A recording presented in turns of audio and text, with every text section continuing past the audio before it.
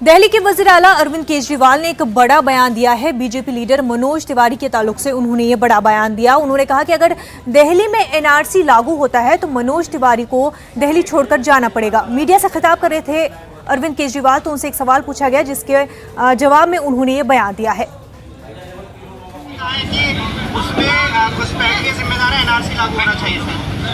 अगर एनआरसी दिल्ली में लागू हो गया, सबसे पहले मनोज तिवारी को दिल्ली छोड़नी पड़ेगी। मनोज तिवारी ने कहा है कि उसमें घुसपैठ के जिम्मेदार एनआरसी लागू होना चाहिए। अगर एनआरसी दिल्ली में लागू हो गया, सबसे पहले मनोज तिवारी को दिल्ली छोड़नी पड़ेगी। हमारे साथ हमारी नुमाइंदा रचना जुड़ी हुई है। रचना, आपसे जानना चाहेंगे, अरविंद केजरीवाल ने जिस तरह का ये बयान दिया है कि अगर दिल्ली में एनआरसी लागू हो जाता है तो मनोज तिवारी को दिल्ली छोड़कर जाना पड़ेगा, किस तरह से उनके ये बयान को देखा जा रहा है? बिल्कुल, देखिए, जिस तरीके से दिल्ली के मुख्यमंत्री अरविंद केजरीवाल ने आज प्रेस कॉन्फ्रेंस की और जिस तरीके से किराएदारों को एक बड़ी राहत दी, और उसके बाद जिस तरीके से अरविंद केजरीवाल ने दिल्ली बीजेपी अध्यक्ष मनोज तिवारी पर निशाना साधते हुए कहा कि अगर एनआरसी दिल्ली में लागू होता है तो सबसे पहले मनोज तिवारी को दिल्ली छोड़कर जाना होगा। अगर हम इसके पीछे की कहानी देखें, क्योंकि जिस तरीके से लगातार मनोज तिवारी कह रहे थे कि दिल्ली में भी एनआरसी लागू होना चाहिए, उसी बयान पर आज अरविंद केजरीवाल ने निशाना साधते हुए उन पर कहा है। क्योंकि अरविंद केजरीवाल का ये कहना इसलिए है क्योंकि मनोज तिवारी दिल्ली के नहीं है। ऐसे में जिस तरीके से आसाम के लोगों को लेकर एनआरसी लागू किया गया और कहा जा रहा था जिस तरीके से मनोज तिवारी की तरफ से कि दिल्ली में एनआरसी लागू होना चाहिए, उसी को देखते हुए अब अरविंद केजरीवाल ने कहा है कि दिल्ली में अगर एनआरसी लागू होता है, यानी कि मनोज तिवारी जो है वो भी बाहरी है, वो भी बिहार की साइड से ही बिलोंग करते हैं, तो ऐसे में एनआरसी उन पर भी लागू होना चाहिए और उनको भी सबसे पहले दिल्ली छोड़कर जाना होगा। तो यहाँ पर जिस तरीके का बयान उन्होंने दिया है, अब देखना होगा कि मनोज तिवारी इस बयान पर क्या कुछ प्रतिक्रिया देते हैं और ये किस तरीके का सियासी रंग आगे लेकर नजर आता है। जी रचना, कोई रिएक्शन बीजेपी के जानिब से जो बयान दिया है अरविंद केजरीवाल ने उसको लेकर के?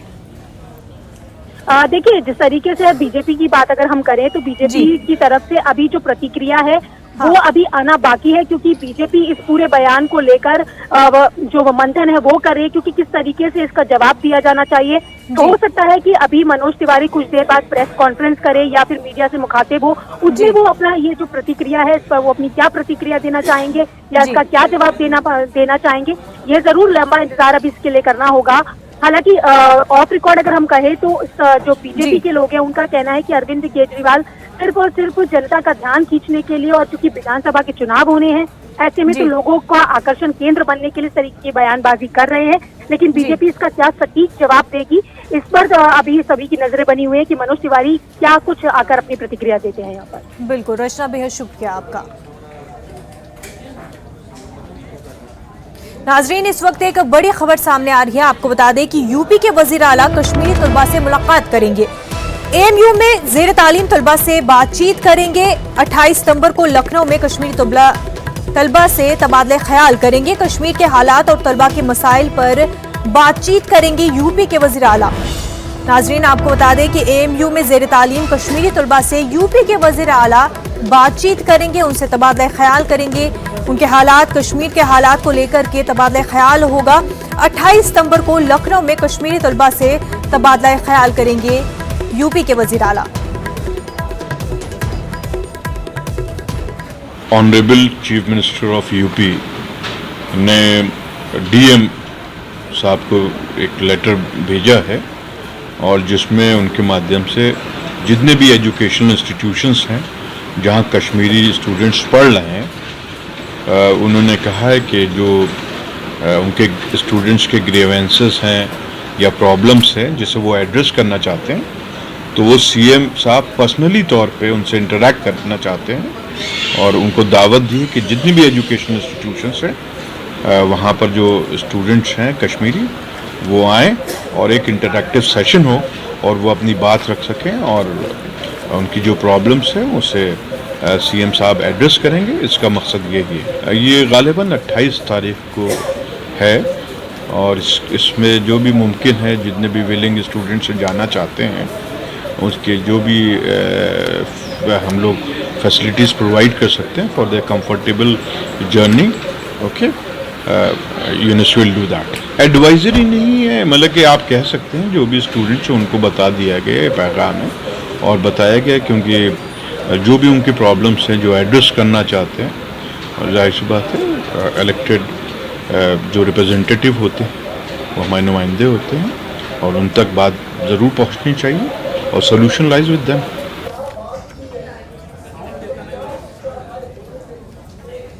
हमारे साथ हमारे नुमाइंदे कामरान अलीगढ़ से इस वक्त जुड़ चुके हैं। कामरान, आपसे जानना चाहेंगे, जिस तरह से यूपी के वज़ीर आला एएमयू में जो कश्मीरी तालिबे इल्म है उनसे मिलने जा रहे हैं, उनसे बातचीत करेंगे, किस तरह का रिएक्शन देखने को मिल रहा है जो एएमयू में कश्मीरी तलबा है उनकी जानिब से? उनकी क्या रिएक्शन है कि यूपी के वज़ीर आला उनसे खुद आकर कश्मीर के हालात और उनके हालात को लेकर के बातचीत करेंगे? जी मुनाज़ा, मैं आपको बता दूं कि ये मुलाकात जो है लखनऊ में होनी है और वज़ीर आला उत्तर प्रदेश योगी आदित्यनाथ की तरफ से ये डीएम को एक लेटर भेजा गया था, जिसमें ये कहा गया है कि अलीगढ़ के अंदर जितने स्टूडेंट हैं कश्मीरी, उनसे एक तबादला ख्याल होना चाहिए, एक इंटरेक्शन होना चाहिए। उसी सिलसिले में डीएम ने ये लेटर अलीगढ़ मुस्लिम यूनिवर्सिटी को दिया और अलीगढ़ मुस्लिम यूनिवर्सिटी ने इस लेटर को अपने हॉलों में भेज दिया है जहाँ जहाँ कश्मीर के तलबा रह रहे हैं। फिलहाल जिस तरह का माहौल है, एक पहला रिएक्शन जो निकल कर आ रहा है, तो तलबा इसको एक तरह से ये देख रहे हैं कि एक अलग तरह की पहल बताई जा रही है, क्योंकि उनका कहना यह है कि वज़ीर आला से इस मसले का कोई हल है नहीं। वो कश्मीर के जो हालात हैं वो यूनियन मिनिस्ट्री के अंडर में आते हैं और इस तरह से उनका कहना ये भी है कि अगर इस तरह की कोशिश सेंट्रल गवर्नमेंट की तरफ से होती तो शायद ज़्यादा मौसर अंदाज होता। उनका कहना यह है कि यूनिवर्सिटी जो है वो स्टेट गवर्नमेंट के अंडर में नहीं है, तो कहीं ना कहीं जो है वो इसमें पहला रिएक्शन इनका ये आया है। जी फिलहाल वो 28 तारीख को मीटिंग के लिए लखनऊ जाएंगे या नहीं जाएंगे, इसके ऊपर कुछ ही देर में फैसला होगा, क्योंकि कश्मीरी स्टूडेंट की एक मीटिंग यूनिवर्सिटी के अंदर चल रही है और जैसा भी होगा जल्दी हम आपको समाचार कर देंगे। बिल्कुल कामरान, तो अभी तक ये तय नहीं हुआ है कि कश्मीरी तलबा की जानिब से कंफर्मेशन नहीं आया है कि वो जा रहे हैं, और अगर जा रहे हैं तो कितने कश्मीरी स्टूडेंट्स जो है लखनऊ जाके मुलाकात करेंगे। ऐसे में अगर मुलाकात होती है तो किन खास पॉइंट्स पर जो है बातचीत हो सकती है, क्योंकि अभी कम्युनिकेशन ब्लॉकेड है कश्मीर में, किसी भी तरह से कम्युनिकेट नहीं हो पा रहे हैं, पैसों की ज़रूरत हो सकती है, कई सारी चीज़ें जो स्टूडेंट्स को ज़रूरत हो सकती है। इन सारे मामलों को लेकर अगर बातचीत होती है तो क्या मसले का हल भी उसी वक्त वज़ीर आज़म निकाल पाएंगे? जी, वज़ीर आला से जो मुलाकात होगी बिल्कुल वो एक बहुत इंपॉर्टेंट मुलाकात है और जिसके लिए जो उन्होंने उमूर रखे हैं उसमें कहीं ना कहीं डेवलपमेंट है, वहाँ के जो हालात हैं उसका भी जिक्र की बात होगी, जो उनकी एजुकेशनल इश्यूज हैं उस पर भी बात होगी। मगर फिलहाल यूनिवर्सिटी इंतजामिया और यहाँ के जो कश्मीरी स्टूडेंट हैं वो इस तरह की कोई भी बात बताने से कासिर हैं कि वहाँ जो उनको एक एजेंडा है वो एजेंडा क्या है। सिर्फ डेवलपमेंट की बात की जा रही है, विकास की बात की जा रही है, जिस तरह की दुश्वारियों से इस वक्त पूरे मुल्क के अंदर फैले हुए स्टूडेंट जो हैं वो दो चार हो रहे हैं, उसकी बात की जा रही है। एक कोई पर्टिकुलर कोई इशू ऐसा नहीं रेस किया गया है कि जिसके ऊपर खुलकर बात होगी। हमारी स्टूडेंट से बात हुई है, उनका कहना यह है कि जिस तरीके से अनऑथराइज तरीके से, गैर जमहूरी तरीके से वहाँ से जो दफा 370 और 35A को हटाया गया है उस पर बात होनी चाहिए, ना कि दीगर किसी इशूज के ऊपर। 52 दिन उनका कहना ये है, 52 दिन हो गए हैं और 52 दिन से जो हालात हैं वो मामूल पर नहीं आ पाए हैं, गैर आईनी हालात बने हुए हैं, तो उन पर बात होनी चाहिए। मगर जिस तरह से वज़ीर आला की जानिब से ये कहा गया है कि वो डेवलपमेंट पर बात करना चाहते हैं, उनके इशूज पर बात करना चाहते हैं, तो कहीं ना कहीं उसका एक अंदाजा ही लगाया जा रहा है कि वो तालीमी इशूज को ज़्यादा अहमियत दी जा रही है। या ये भी एक लोग कहना ये है कि जिला इंतजामिया की जानिब से जो लेटर दिया गया है उसमें इस तरह की चीज़ें की गई हैं, जब बात होगी, इंटरेक्शन होगा तो सवाल भी होंगे, उनके जवाबात भी होंगे, अपने वो इशूज भी सामने रख सकते हैं और वज़ीर आला उनके जवाबात भी दे सकते हैं। तो कामरान, क्या एक तरह से जो 370 को हटाया गया है उसको लेकर के बात होनी है कि किस तरह से वो कश्मीर के लिए सही रहा है या किस तरह से डेवलपमेंट में काम आ सकता है? तो क्या ये एक तरह से 370 को हटाने को लेकर के क्या फ़ायदा है, वो चीज़ को प्रेजेंट करने के लिए ये मीटिंग होनी है?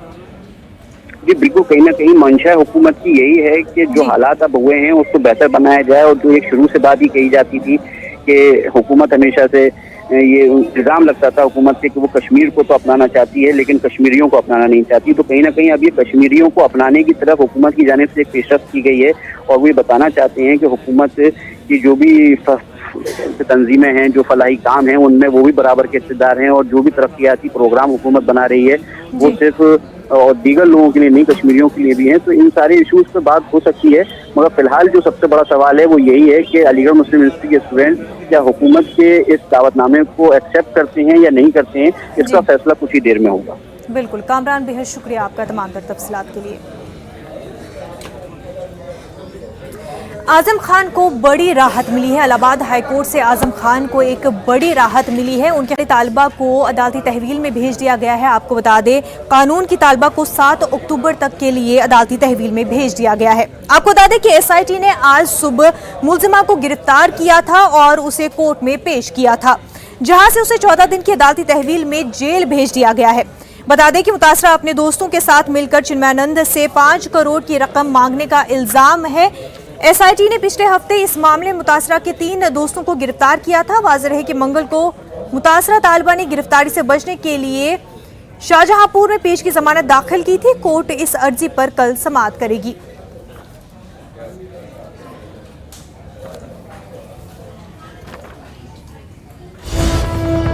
इस वक्त की एक और बड़ी खबर जो कि मुंबई से है। ED दफ्तर पहुंचे NCP कारकुन, दफ्तर के सामने एहतिजाज कर रहे हैं। शरद पवार के खिलाफ केस दर्ज किए जाने के खिलाफ एहतिजाज कर रहे हैं। पुलिस ने लाठीचार्ज किया है। आपको बता दें कि इस वक्त की बड़ी खबर मुंबई से आ रही है। ED दफ्तर पर NCP के कारकुनान पहुंचे हैं जो कि एहतिजाज कर रहे हैं दफ्तर के बाहर।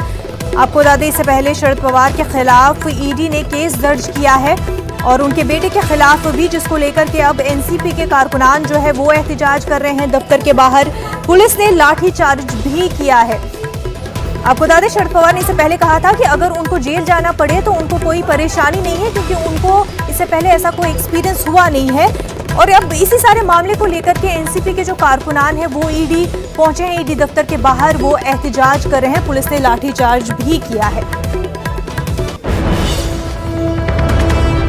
इस वक्त की अहम खबर आपको बता रहे हैं मुंबई से। ED दफ्तर NCP कारकुनान पहुंचे हैं। तस्वीर में आप देख सकते हैं ED दफ्तर के बाहर NCP के कारकुनान एहतिजाज कर रहे हैं। ED ने शरद पवार के खिलाफ मुकदमा दर्ज किया है। उनके खिलाफ जो है करप्शन का मामला हुआ है। उनके बेटे के खिलाफ भी केस दर्ज किया गया है। इसी पूरे मामले को लेकर के शरद पवार ने बयान भी दिया था कि उनको कोई परेशानी नहीं कि अगर उनको जेल जाना पड़े।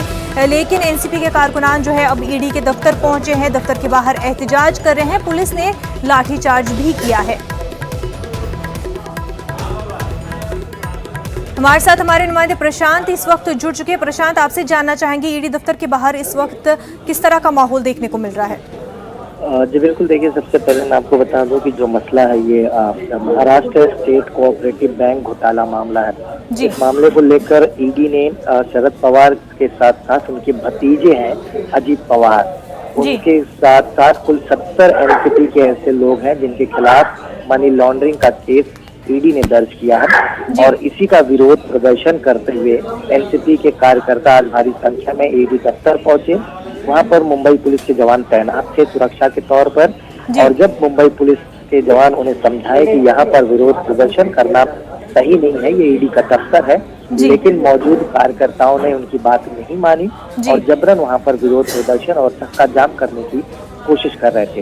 इसी बात को लेकर फिर मुंबई पुलिस को अपने बल का इस्तेमाल करना पड़ा और मौके पर मौजूद NCP के जितने कार्यकर्ता हैं उन्हें वहाँ से उन्होंने भगाया। यानी कुल मिलाकर मैं आपको बताऊं कि ये मामला 25,000 करोड़ रुपए का घोटाला बताया जा रहा है। और इसी बात का ध्यान में रखते हुए शरद पवार जो NCP के मुखिया हैं और उनके भतीजे अजीत पवार समेत कुल 70 NCP के लीडर हैं जिनके खिलाफ ये मामला दर्ज किया गया है। मनी लॉन्ड्रिंग का ये मामला है और इसी का विरोध प्रदर्शन करने आज NCP के कार्यकर्ता पहुंचे थे।